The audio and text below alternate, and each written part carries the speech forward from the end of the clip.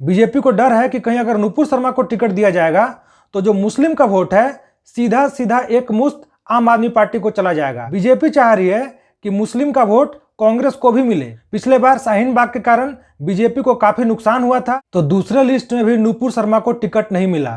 BJP की 2 list आ गई है। पहले लिस्ट में 29 उम्मीदवारों का नाम था, दूसरे लिस्ट में भी 29 कैंडिडेट का नाम है। दूसरे लिस्ट में कपिल शर्मा का नाम आ गया है, लेकिन दूसरे लिस्ट में नुपुर शर्मा का नाम नहीं आया। जैसी चर्चा चल रही थी पिछले 2-3 दिन से कि नुपुर शर्मा को बीजेपी टिकट देगी, नुपुर शर्मा को बाबरपुर से चुनाव लड़ाया जाएगा। बाबरपुर से अभी आम आदमी पार्टी के गोपाल राय विधायक हैं, मंत्री भी हैं। तो जैसी चर्चा चल रही थी कि नुपुर शर्मा को बीजेपी बाबरपुर से अपना कैंडिडेट बनाएगी, तो अभी तक तो नुपुर शर्मा का नाम नहीं आया है। अब मात्र 12 कैंडिडेट के नामों की घोषणा करना बाकी रह गया है। तो ऐसे में देखना होगा कि अब 12 जो बच गए हैं उसमें नुपुर शर्मा का नाम आता है नहीं, क्योंकि जो 12 बच गए हैं उसमें बीजेपी को अपने गठबंधन के जो सहयोगी हैं उनको भी हिस्सेदारी देना है, जैसे कि चिराग पासवान, नीतीश कुमार की पार्टी जेडीयू और शिवसेना। तो 12 में से कुछ तो सहयोगी के पास चला जाएगा। ऐसे में जो नाम बच जाएंगे उसमें देखना होगा कि नुपुर शर्मा का नाम आता है कि नहीं।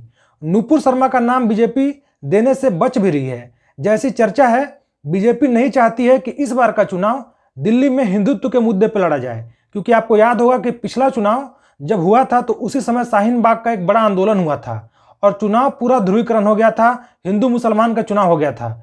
तो बीजेपी नहीं चाहती है कि इस बार का चुनाव हिंदुत्व के मुद्दे पर लड़ा जाए। बीजेपी को डर है कि कहीं अगर नुपुर शर्मा को टिकट दिया जाएगा तो जो मुस्लिम का वोट है सीधा सीधा एक मुश्त आम आदमी पार्टी को चला जाएगा। बीजेपी चाह रही है कि मुस्लिम का वोट कांग्रेस को भी मिले, और अभी तक जैसा खबर आ रहा है मुस्लिमों का वोट कांग्रेस को भी जा रहा है। लगभग आधा से ज्यादा वोट मुस्लिम का कांग्रेस को जा रहा है। तो बीजेपी चाह रही है कि मुस्लिम का एक मुश्त वोट आम आदमी पार्टी को न मिले। लेकिन अगर नुपुर शर्मा को कैंडिडेट बनाती है बीजेपी तो फिर मुस्लिम एक साथ आम आदमी पार्टी को वोट करेंगे। चुनाव पूरा ध्रुवीकरण हो जाएगा, काम के मुद्दे पर कोई बात नहीं होगा, सिर्फ और सिर्फ हिंदू मुसलमान की राजनीति होने लगेगी और उससे आम आदमी पार्टी को फायदा होगा। तो बीजेपी दिल्ली में वैसा कोई चूक नहीं करना चाहती है। बीजेपी नहीं चाहती है कि ऐसी कोई गलती हो जिससे पिछले 2 चुनाव में जो परिणाम आया है वैसा इस बार भी हो। पिछले बार शाहीन बाग के कारण बीजेपी को काफी नुकसान हुआ था, पूरा चुनाव ध्रुवीकरण हो गया था। और आपको याद होगा कि सीएए एनआरसी को लेकर एक बड़ा आंदोलन हुआ था दिल्ली में। शाहीन बाग में कई सप्ताह तक महिलाएं धरना पर बैठी थी और उसी बीच में दिल्ली का विधानसभा चुनाव हुआ था और बीजेपी को बुरी तरह से हार का सामना करना पड़ा था। अरविंद केजरीवाल बम्पर बहुमत के साथ फिर से मुख्यमंत्री बने थे।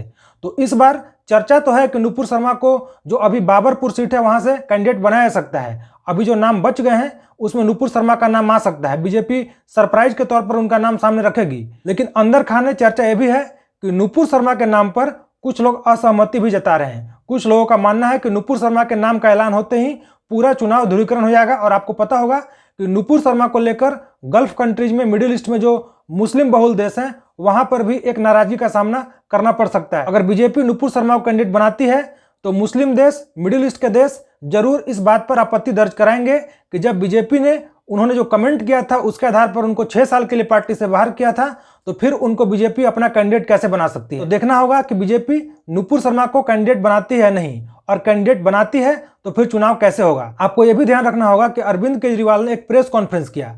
प्रेस कॉन्फ्रेंस में उन्होंने बोला कि उनके पास खबर आ रही है, सूत्रों के हवाले से खबर आ रही है कि बीजेपी रमेश भिदुड़ी को दिल्ली में अपना सीएम फेस बनाने जा रही है। अरविंद केजरीवाल चाहते हैं कि दिल्ली की जनता के मन में बात डाल दी जाए कि अगर बीजेपी जीत कर आएगी तो रमेश भिदुड़ी को सीएम बनाएगी।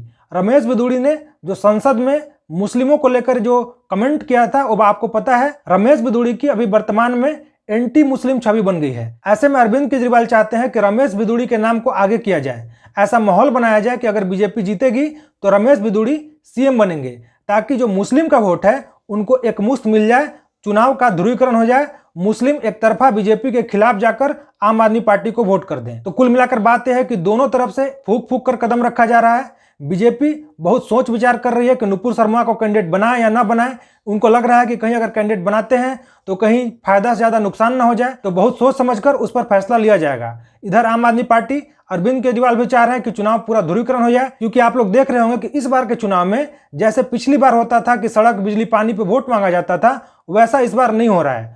तो लोग चाह रहे हैं कि चुनाव ध्रुवीकरण हो जाए, जबकि बीजेपी चाह रही है कि ध्रुवीकरण न हो। सोचिए, बीजेपी पर आरोप लगता है कि बीजेपी ध्रुवीकरण करके हिंदू मुस्लिम करके चुनाव जीतती है। यहां पर उल्टा अरविंद केजरीवाल पर आरोप लग रहा है कि अरविंद केजरीवाल चाहते हैं कि हिंदू मुस्लिम वाला वोट हो जाए, हिंदू मुस्लिम वाला चुनाव हो जाए और उनको एक मुश्त मुस्लिम का वोट मिल जाए जिससे वो चुनाव जीत जाए। तो देखिए आगे क्या होता है, नुपुर शर्मा को बीजेपी कैंडिडेट बनाती है नहीं, कोई दिल्ली में अपना सीएम उम्मीदवार बनाती है नहीं, वो भी देखना होगा।